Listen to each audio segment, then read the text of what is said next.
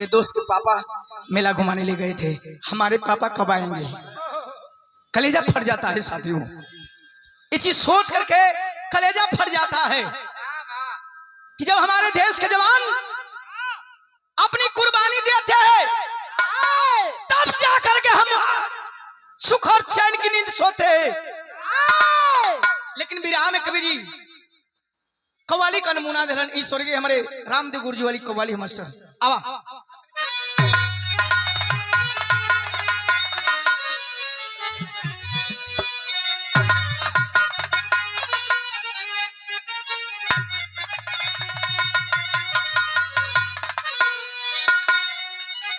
ये गीत के हमारे स्वर्गीय रामदेव गुरु जी गावे। कैसे गावा?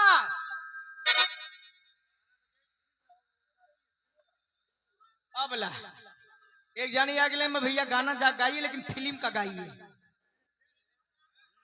ठीक आप बोलो खड़ी लगे भैया तो ठीक लगी। ओके लाइटर बारे कहे कि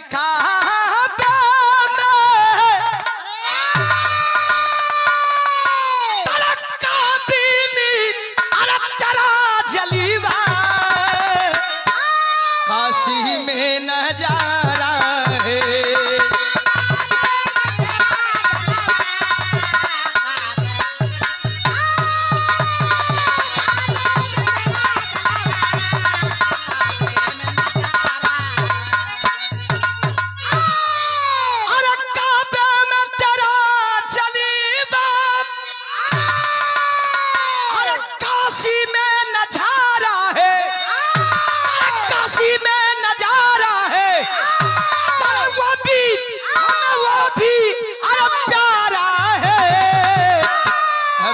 भी तो प्यारा है।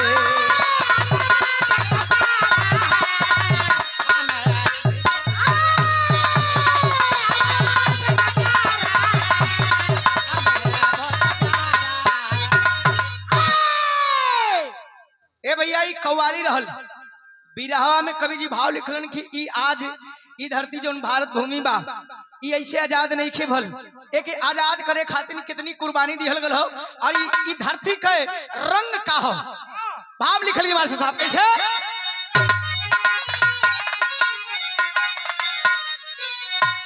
कहे कि खूनों से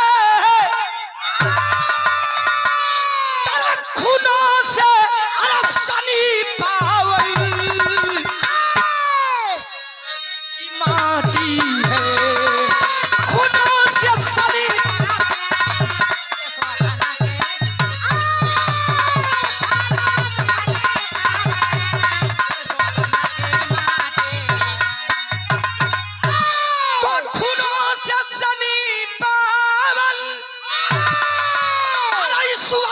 की माटी है वतन की माटी है इतिहास मेरा राखी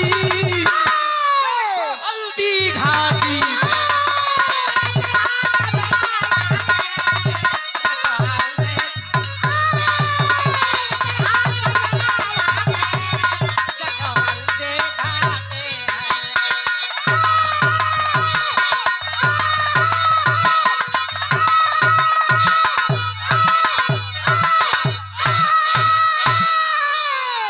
में जोड़ी छल से भाव लगी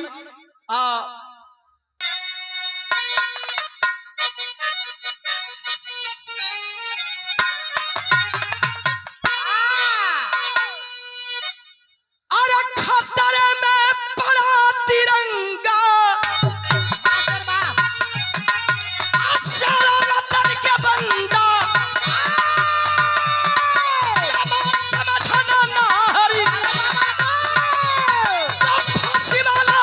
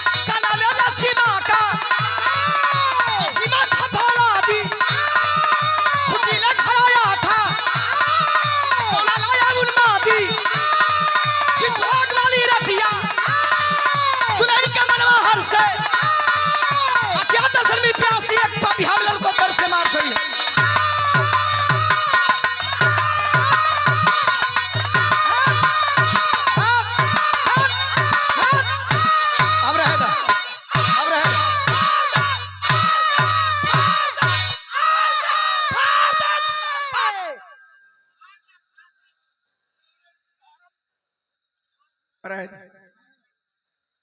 हम जान गए पहलवान आदमी हो एक ठहाई हो हमार टेरिया हो रिश्ता में इसे हमार सार लगल रिश्ता क्यों छुपावे वाले चीज नहीं है ये कौन बात बा भाई आई ऐसा रिश्ता होला ए रिश्ता के आगे सब फेंका होला ये कहत हूं फाड़ दे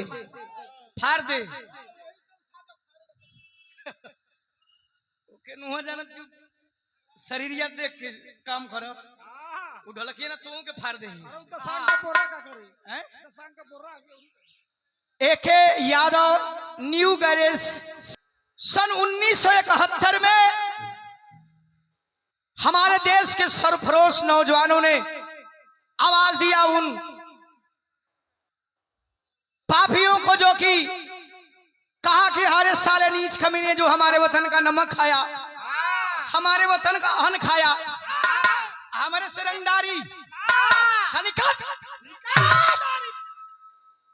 ए बाबू उत्तर प्रदेश में एगो सरनामी जिला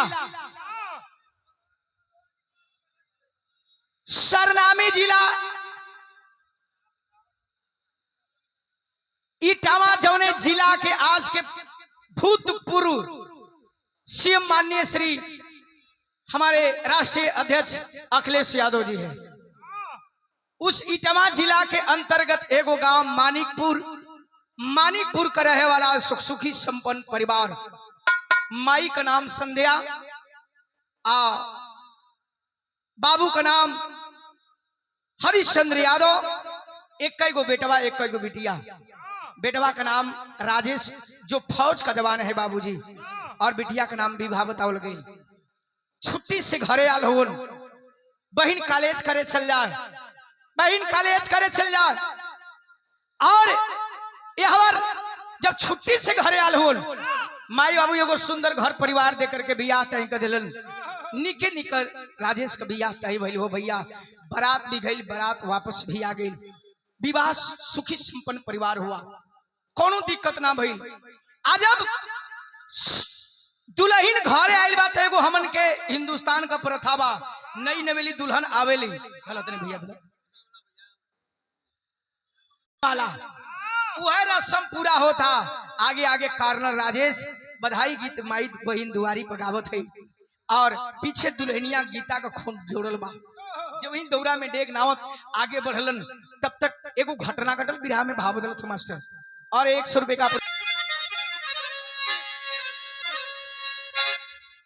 तनी से बढ़ा के दा भैया कलश की रतिया सुहागी वाली अरे पितहू न पवली को आई गई लसीमा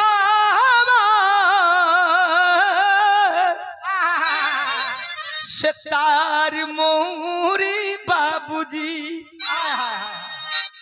जो दौरा में डेग नावत आगे बढ़लन एक बाबूजी डाकिया आकर के चिट्ठी थमा दिया साहब जय हिंद साहब अब काहे के पैर आगे बढ़ावे जा वही दौरा में डल्ले होन चिट्ठी वही दुआरी पर खोलत होन दुल्हनिया जब रहल तनी पढ़ल लिख रहल ऊंच एड़ी वाली सैंडल पहले तनी से और उजका के ताकत है कि काली खलबा यही कंधा पर से ताकत ही आए और छुप छुपा करके पढ़त हो उम लिखल का रहल कि जेतना जवानी छूटी अरे लेके गई घरावा हो जल्दी आवा हो क्या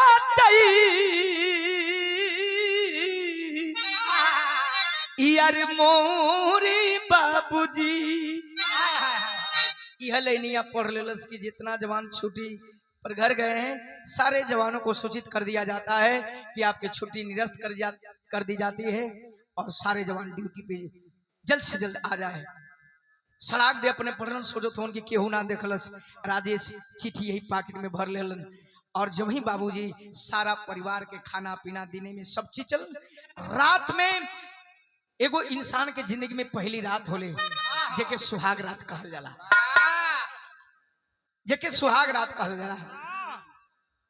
ई अजीब रात होले वह सुहाग वाली रात, वह सुहाग वाली रात में फूल का शेष सजौले ही हो वो गीता दुल्हन हो बाबू। कर्नल राजेश सारे साथियन से मिलजुल के खाना पीना खिला पिला करके आए अपने सुहाग वाली कच्छ में प्रवेश कलन। यहाँ कलन बड़ी पुरान तरह लगत मास्टर खवन तरज बा।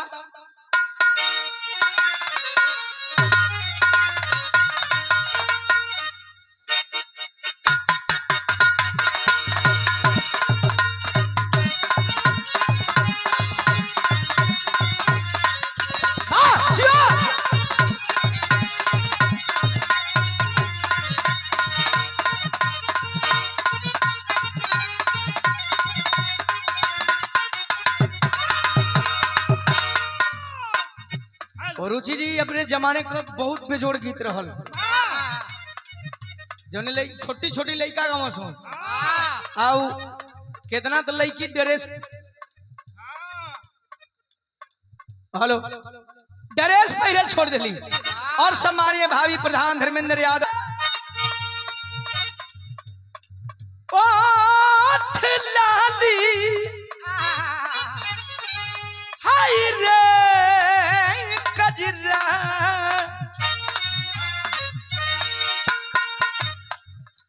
गीत वाला गावे का अपन तरीका खाली तनी तनी सा लोग हम गाइला। अरे हाय रे उठ लाली हाय रे कजरा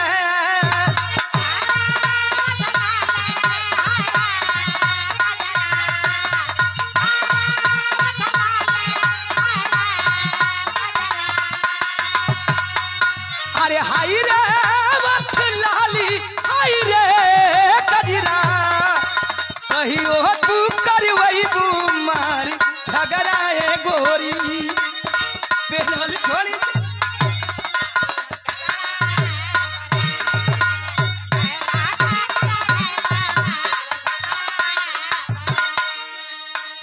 ई गीत रहल लेकिन सुहाग वाली सेज पर वो गीता दुल्हन हो भैया। ध्यान से बिरहा पर ध्यान रहे। गीता दुल्हन फूल का सेज सजौले बा, फूल का सेज सजा करके जो वही कर्नल राजेश पहुंचता है आचरा लगा के गोड़ धैलस। हमारे दीवान जी जन्मभूमि चंदो रुचि सुना पहले का मेहरारू जितना चाची माई दादी हुई आचरा लगा के गोड़ धर निकुल आजकल का न वही अगर मर्द गयल अगर सुहाग रात होके चाहे कहीं जाते हो तो कैसे है मने है वो गोड़ ना धरी हम पहले के चाची माई आचरा लगा के गोड़ धर वही आचरा लगा के गोड़ धैलस मीठा पानी दे दिया। राजेश हाथों पर से पानी उठाया एक मिठाई का टुकड़ा उठा के मुंह में डलस। घूंघट में गीता है बाबूजी आंखों से झरझर झरझर आंसू चल रहे हैं। पानी तो जरूर मीठा खाया जो ही पानी पीना चाहता है नजर पड़ गई अपनी दुल्हन गीता के चेहरे के ऊपर।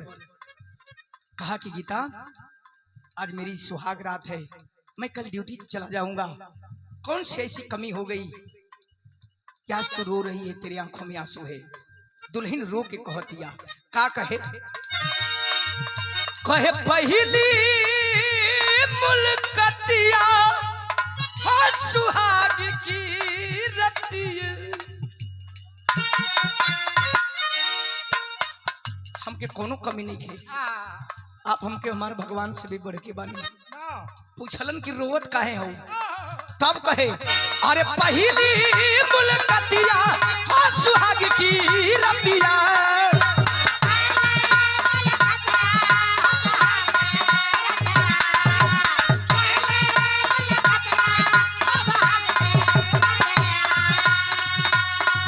अरे पहली मुलाकातिया सुहाग की रतिया अरे सुख कहे सावन सजिए पर बरसैया पिया अरे होती सवेरे सरहद पर चल जइहा पिया अरे सुख कहे सावन सजिया पर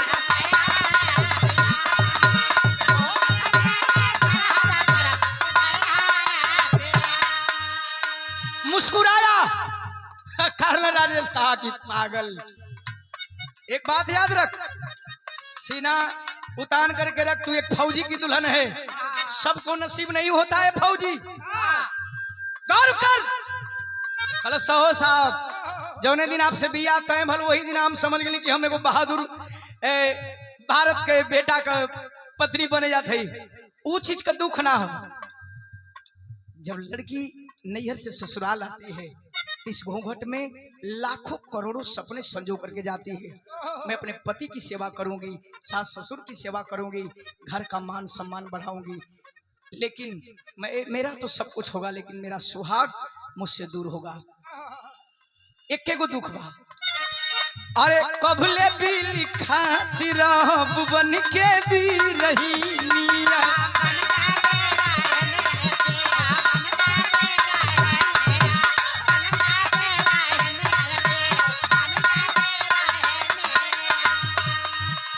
अरे माहौल हो जाई सैया चढ़ली जमानिया। अरे माहुर हो जाई सैया चढ़ली हो जवानिया।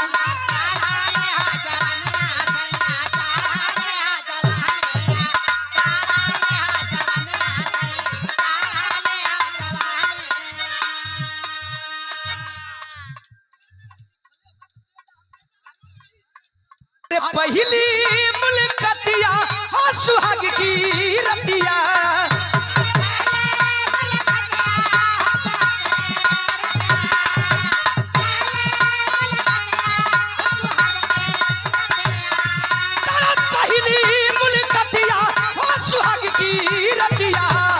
अरे सुख कहे सावन से जिया पर बरसैया पिया। अरे हो सवेरे सरहद पर चली जइहा पिया।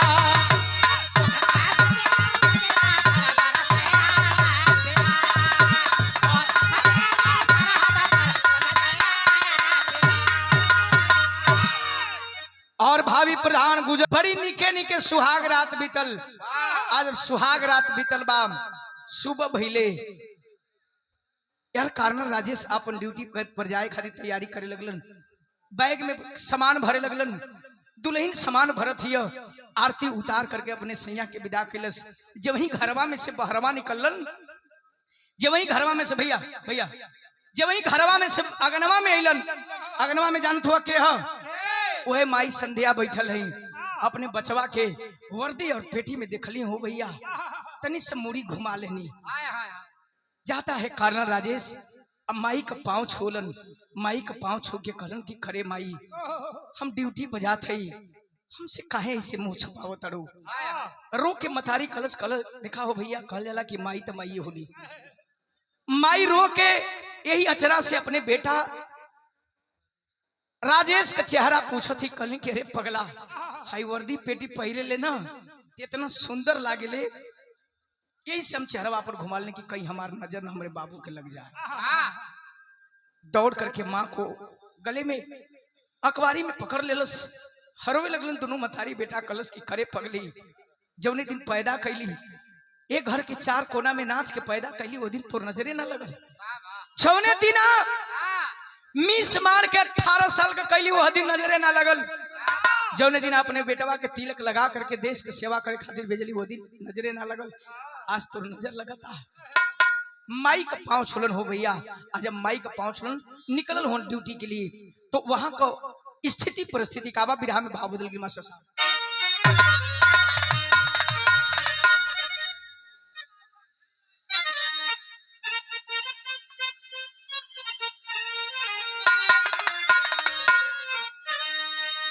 बच क्या आवा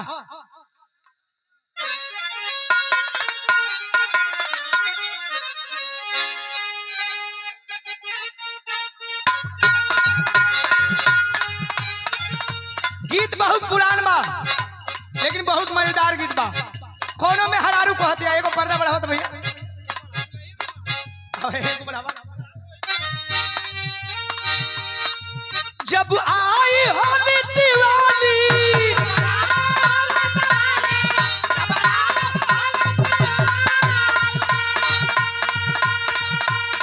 सैया ले आयो चुनरी लाली।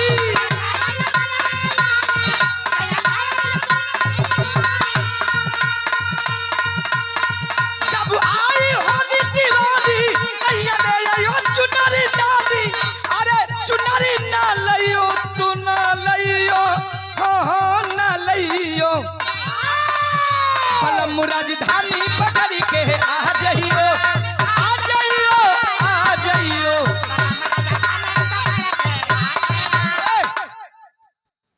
जवान चला है, माँ का आशीर्वाद लिया। एक छोटी बहन जो विवाह है दोरिया पर जो हतिया हमार भैया घर में निकलियन राखी बांध के विदाई करम। आए है बाबूजी राखी कलाई में बदलस, चंदन का टीका लगा करके अपने भाई कान्हा राजेश को विदा करती है और वादा कैलस।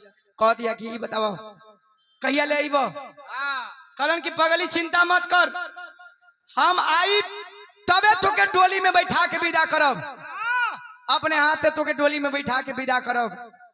बन की आंखों का आंसू नहीं रुक रहा है बाबूजी। परिवार से जुदा होता है जब फौजी नौजवान तो दर्द किसी मौत से कम नहीं होती है। छलान जब सरहद पे पहुंचा है तो वहां कई स्थिति परिस्थिति का बिरहा में भाव लगी मास्टर।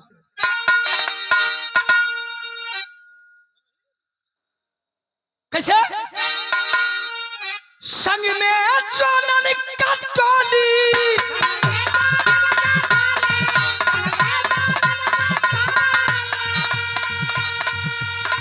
बोले इनकलाब का बाली,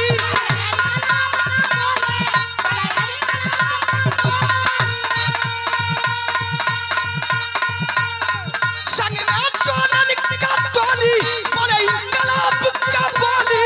सीमा पर जाके दखल दिहले और दखल दिहले हो दखल दिहले समारी में, समारी में, समारी में बखेला चल दिहले, चल दिहले हो चल दिहले समारी में।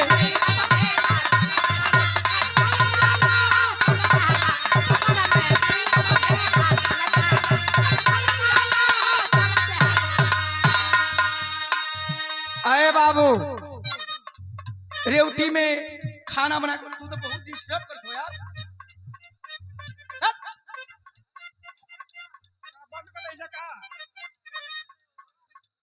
कहता है जब ड्यूटी के दरमियान जवान रेवटी से खाना वाना खा करके सारे हथियार से लैस होकर के जब चला है उस समय का भाव लिखल गई। अरे हिमगिरी भी ललकारे लगल, अंबर आरती उतारे लगल बाबू।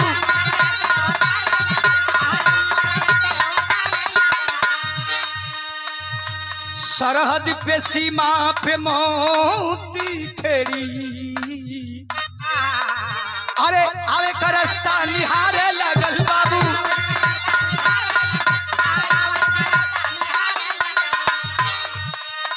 चन ले के गोले गोली,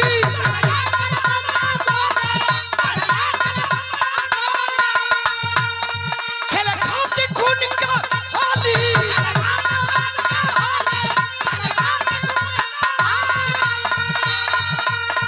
सीमा पर जाके दखल दिहले और दखल दिहले हो दखल दिहले समारी में, समारी में बघेला चल दिहले, चल दिहले हो चल दिहले।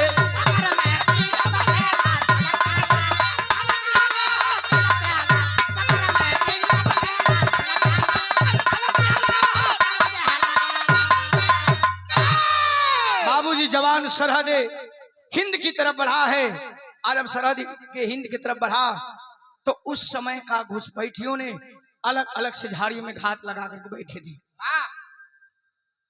कान्हा राजेश अपने 5 सिपाहियों के साथ आगे जब बढ़ा है तो समझ नहीं पाया। उस समय उसी झाड़ी से कुछ आतंकवादियों ने गोली फायर करना चालू कर दिया। अरे फायर के तो बिरहा में टेरी से भाव लगल भैया।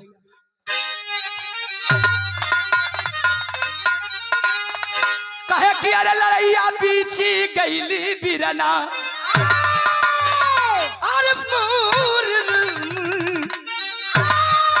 अरे लड़ैया पीछे गईले बिरना, 10 सर पे कबन के सरिया राखी बदल कलैया।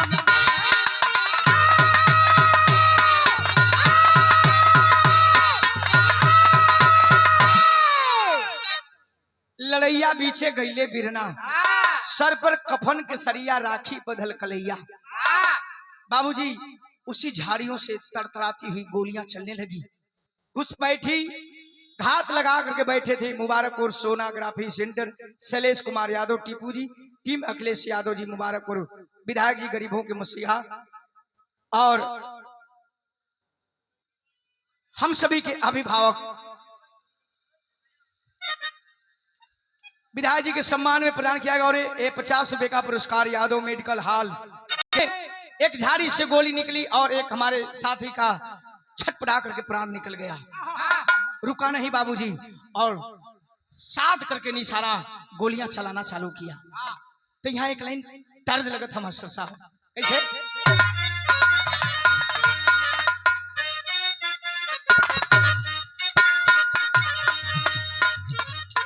यही मेला के महीना वाली गीत लग गई। कोनो मेहरारू अपना दुल्हा का बड़ा बड़ाई करतिया, हमार दुल्हा बहुत मानेला, कितना मानेला, मेला में ले जाला, गुड़ैया जलेबी खियावला, तू खियौला कि ना खियौला? बहिन कहा बाऊ खियावला। तीनों सखी बतिया थी इसकी हमरो बलम भोजपुरिया रंगील। अरे हमरो बलम भोजपुरिया रंगीला, रोज सहरिया घुमावेला। हमरो अरे रोजे सहरिया घुमावेला हमके, अरे रोज रोज फुचका खियावेला। रुचि फुचका के मतलब समझ तू? मेहरारू को पसंदीदा चीज वाला। ले कहत हूँ गोलगप्पा तो कहत कि नहीं मरदे ऊ नहीं कहे। अरे रोज सहरिया घुमावे हमके, अरे रोज रोज फुचका खियावेला। अरे हमरो बलम रंग रसिया डरही बर, अरे हमरो बलम रंग रसिया डरही बर, रोज सहरिया घुमावेला।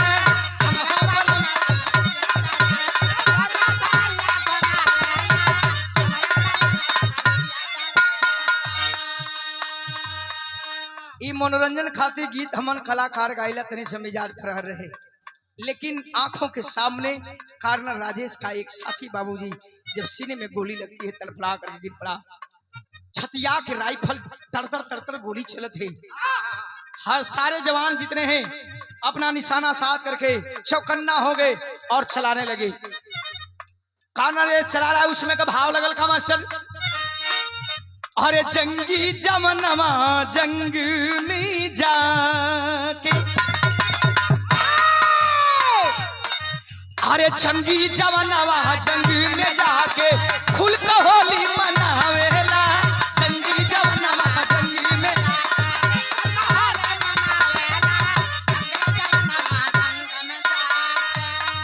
अरे जंगी जमनवा जंग में जाके, अरे खून का होली मनावेला। अरे कमरा कसली रही फलवा से अपने, कमरा कसली रही फलवा से अपने, तर तर गोली चलावेला। कमरा कसली रही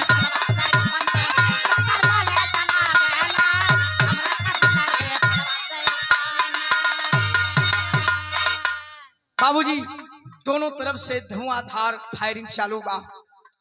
चौक चौक के कार्नर राजेश गोली चला रहा है। इतना ही में एगो घटना घट गई। कौन घटना घटल? इतने में सामने से गोली सन सन सन सन आइल बा, बिरवा के बन करके मऊतिया, अरे छतिया बीच समाइल बा। इतना ही में एक सामने से झाड़ी से गोली निकली और बाबूजी कार्नर राजेश के सीने को फाड़ते हुए निकल जाती है। धड़ाम से गिरा धरती पे, फिर बाई के झोंक में उठल और फिर राइफल छतिया करके चलाना चालू किया। हुआ क्या मास्टर? अरे गिरता गिरती जय हिंद दुल्हारा, गिरता गिरती जय हिंद दुल्हारा, लंदी लगा हवेला, गिरती गिरती जय हिंद।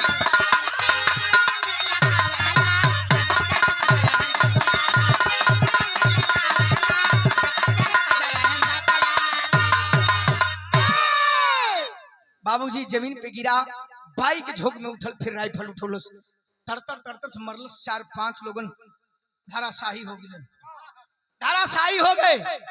जब तक शरीर में लहू रहल, जब तक खून रहल, बाबूजी गोली चलाया। अब शरीर का सारा लहू जब फब्बारा बन करके उड़ गया, तब शरीर बलहीन हो गई। अब ठेहुना पर आ गिलन, ठेहुना पर से धरती पर गिर गिलन। अब अपने आप को ऐसा महसूस नहीं कर रहा है कि मैं उठ पाऊंगा। आंखों में आंसू लेकर के, और पॉकेट से एक पन्ना था, एक कोरा कागज निकाला और वही अपने लहू में बोल बोल के एक चिट्ठी लिखा था। क्या लिखल भैया?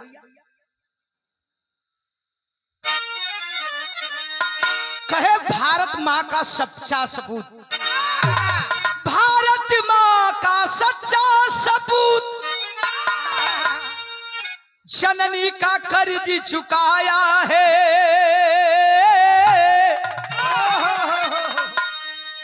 अरे देश के खातिर बिरवा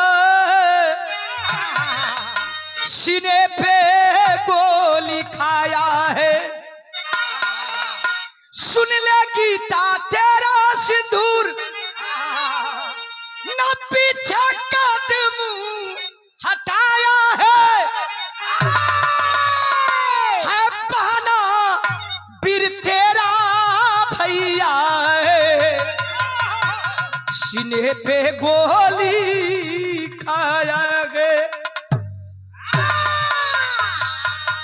अरे बाबू चिट्ठी लिखलस कि माई के मालूम तोहर बेटा देश के काम आ गई। बहन विवाह के मालूम तोर भाई तो से वादा जवन कैले रहल वादा ना निभा पौलस। अपने भैया के माफ करी है। इतना ही में बाबूजी कुछ जवान आते हैं, उठाते हैं साहब आपको जीना पड़ेगा साहब। कहते हैं कि नहीं मेरे दोस्त, अब मैं नहीं जी पाऊंगा, बस मेरी एक आखिरी ख्वाहिश है उसे पूरा कर देना। आज के 5 दिन के बाद हमारा बहन का बियाह बा। हमारा बहन के बियाह में हमार अर्थी की जगह हमार चिट्ठी पहुंचा दी है। बाबूजी कौन ऐसा लाल होगा, कौन ऐसे माँ बाप होंगे, कौन ऐसी बहन होगी जो इस दुख को बर्दाश्त करेगी। आखिर भइल का बिहार में भाव बदल गए मास्टर साहब।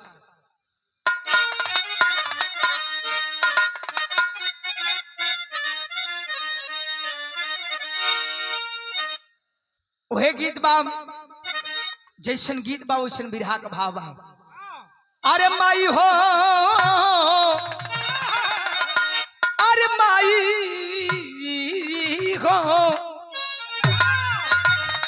कहे माई हो ललनवा देईदा, अरे बहिनी हो बिरनवा देईदा।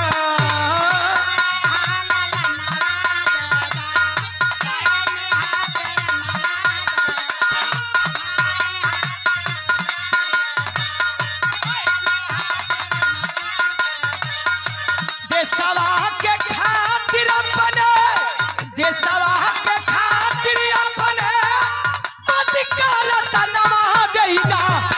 माई हो ललनवा देईदा, बहिनी हो बिरनवा देईदा।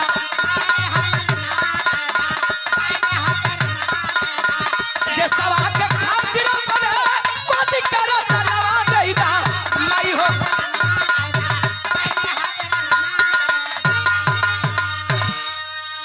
आय है बाबूजी, वो दिन समय आ गई हो भैया।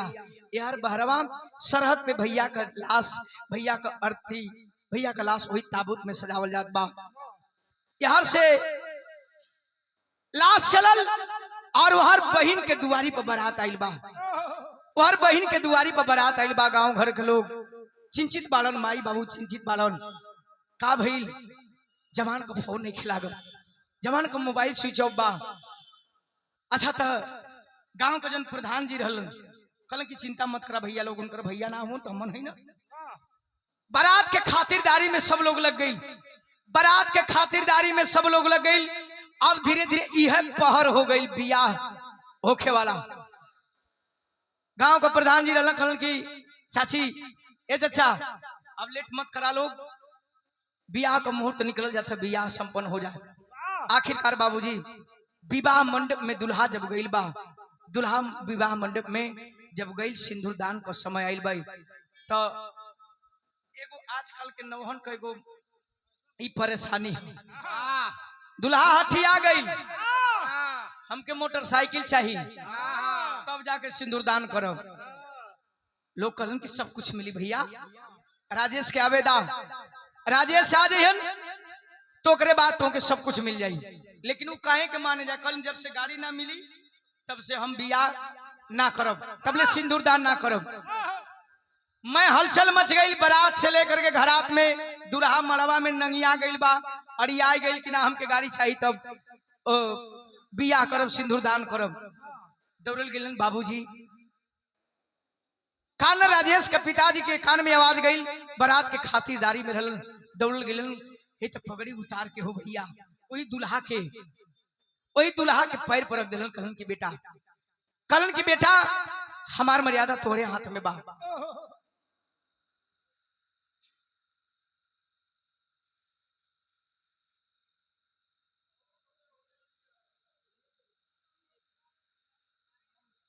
पगड़िया ले जाकर के दुल्हावा के पैर पर रख दिलन। कहलन कि ये बेटा हमार मर्यादा तोहार मर्यादा बा, हमार मर्यादा लुटा जाए, ऐसा मत करा। बाबूजी वो गद्दार दुल्हा बाप की पगड़ी को बाबूजी उठा, पीढ़ा पर बैठा रहल और उठा और लात से उठा करके मार दिया। ध्यान दीजिएगा,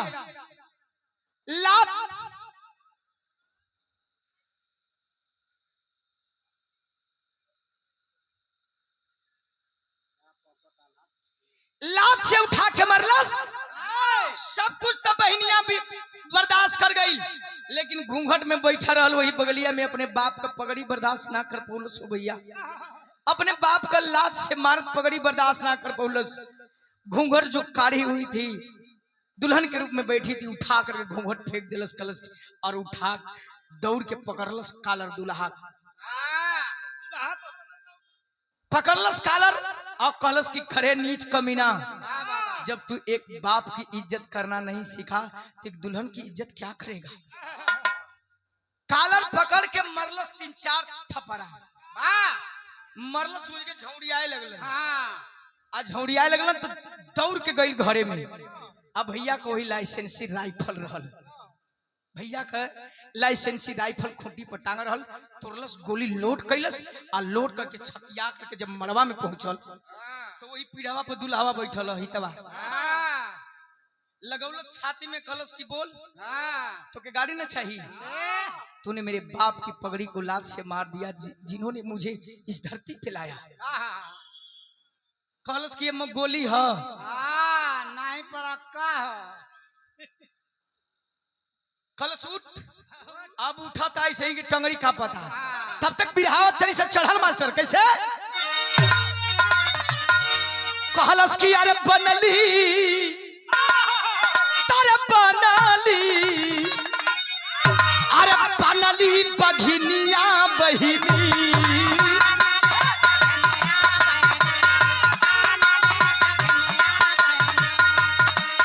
अरे रणचंडी जोगिनिया बहिनी,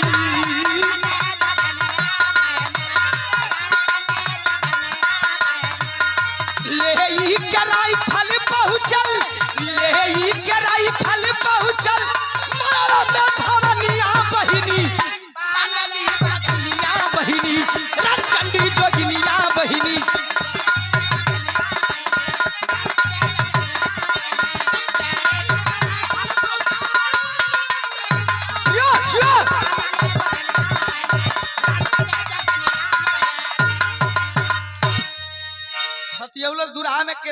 बाराती भागे में कपार कान फोड़ लेलन दिवाली में। कितना भगलन कान कपार फोड़ लेलन। अब उस समय का हालात का है, अरे धाई धाई दूल्हा के, अरे धाई धाई दूल्हा के सिनवा में मरी लस गोली।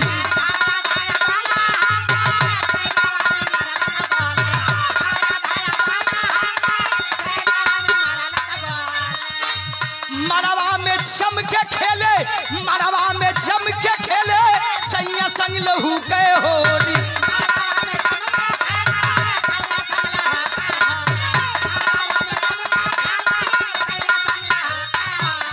अरे माहुर काई भी हदिया पर, माहुर काई भी हदिया पर चढ़ाली जवनिया बहिनी, कानली बजनिया बहिनी, रणचंडी जोगिनिया बहिनी।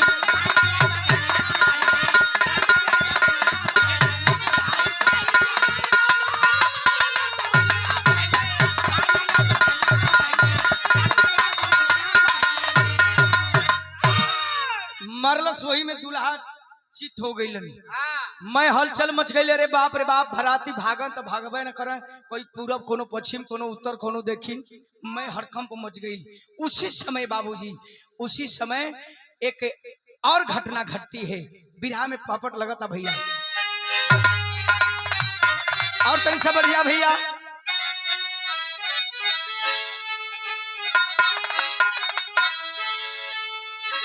अरे डूब गया है, तब बापू डूब गया है, मातम में घर अंगना रंगना लू के, रोवे महावर में हदी कर में कंगना रंगना लू के।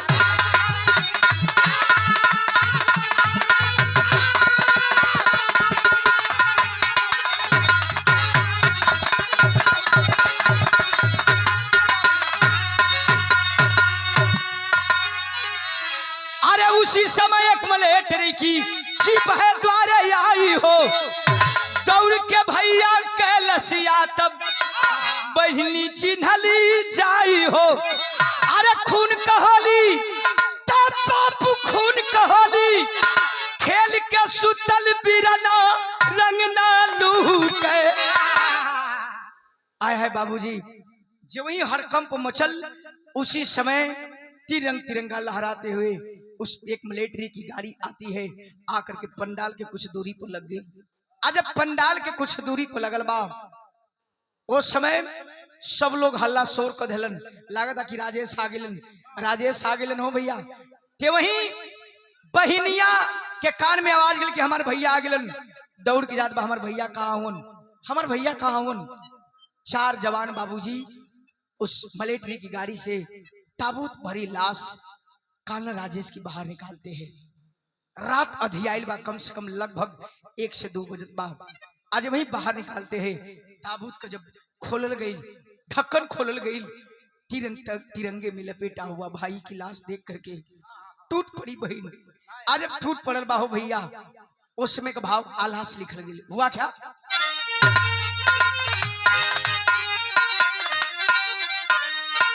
और सादर 200 रुपए का पुरस्कार मलालू प्रजापति किराना। अरे माई के अचारा के, अरे मोती हो सुगनवा, बाबूजी के जिए खातिर रहला हो सिंगार।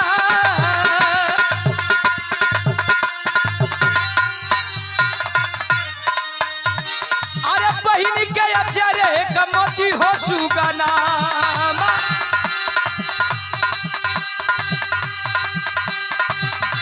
अरे नारी के जिंदगिया कसे नुरासीना। अरे पिटी पिटी छाती रोवे भैया बिल बहिनिया। अरे जौन दिन आई जब राखी का त्योहार, हम राखी बांधव के करे कलहीजा। अरे अब हम राखी बांधव के करे कलहीजा।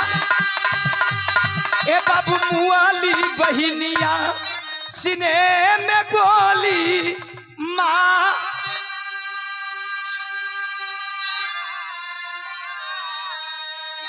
आय है बाबूजी। जवान भाई की लाश, इकलौते भाई की लाश जब देखती है, वो विभाम कलश की सिंदूर सजे से पहले उजड़ गई। आज हमार सिंदूर सजल ना, सुहागिन भी ना भइली, आ तबले हमार भैया का लाश आ गई। इस जमाना में जी के का करब, दुनिया के लोग हमके ताना मरिहन। वही तोड़ करके फिर भागल गई घरे में, जौना रहे फलवा से अपने दुल्हावा के मरले रहल। वही में फिर गोली लोड कैलस। गोली लोड कैला के बाद फिर बाबूजी लगा करके और ही दाढ़ी में ट्रेगर दबा देती है। धड़ाम से पूरी खोपड़ी उधिरा गई। उस समय का खुशी का माहौल जो था गमगीन हो गया। लेकिन दुल्हनिया जो अपने सैया के सथवा में एक दिन बितौले है, वो कर ना आंख से आंसू गिरत बा और ना ही तो कुछ बोलत बा। एक टक वही सैया के चेहरवा के निहारत या निहार के कलश की का हो अबो कैला तो हाई देखा तारा, हाई घर तो शमशान बना देला। उस समय वो करती है क्या बाबूजी, बिरहा में खड़ी से भाव लग दिल बड़ा तनी बढ़ा बढ़ जा, एक और बढ़ जा।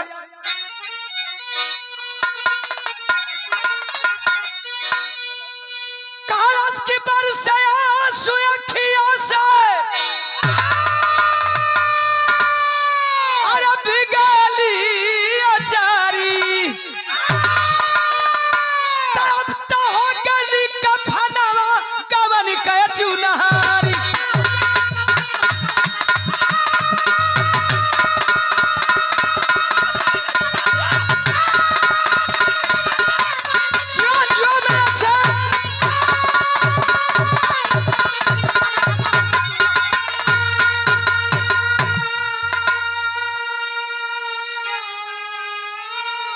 सवेर भइल, धीरे धीरे पूरे क्षेत्र जवार में खबर मिल गई, खबर खलबली मच गई।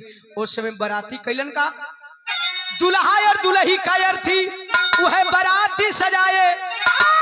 विवाह का और जो दुल्हवा होखे वाला रहल ओकर दुल्हा और दुल्ही का अर्थी बराती सजाए। आ देखे अग्निदान दोनों लाशिया जलाए।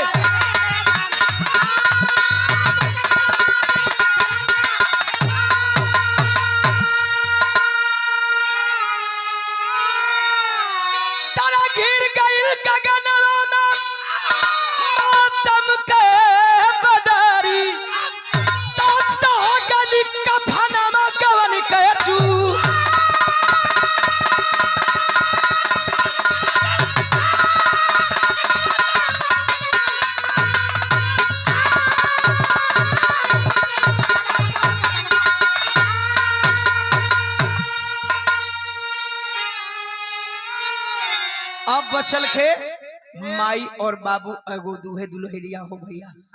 कलश माई बाबू के ढांढस बजाओ थे, ढांढस बधाओ थे कि बाबू हम तोहार बेटा ना हो तो तोहार हम बेटा बन करके तोहार हर एक सपना पूरा करब। कैलस का ये हर गीता चंदन के सजाली हली चितावम अरोवली से जरिया साथे जिंदगी कमितावम तरहारा चलानी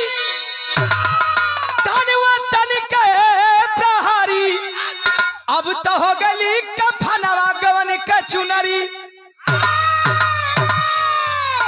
पति की लाश का दाह संस्कार करते हैं और कलश के माई बाबू जब तक जियब तब तक तुहार बेटा भले ना हम भले पराई घर का बेटी है, लेकिन तब तक तुहार सेवा करब।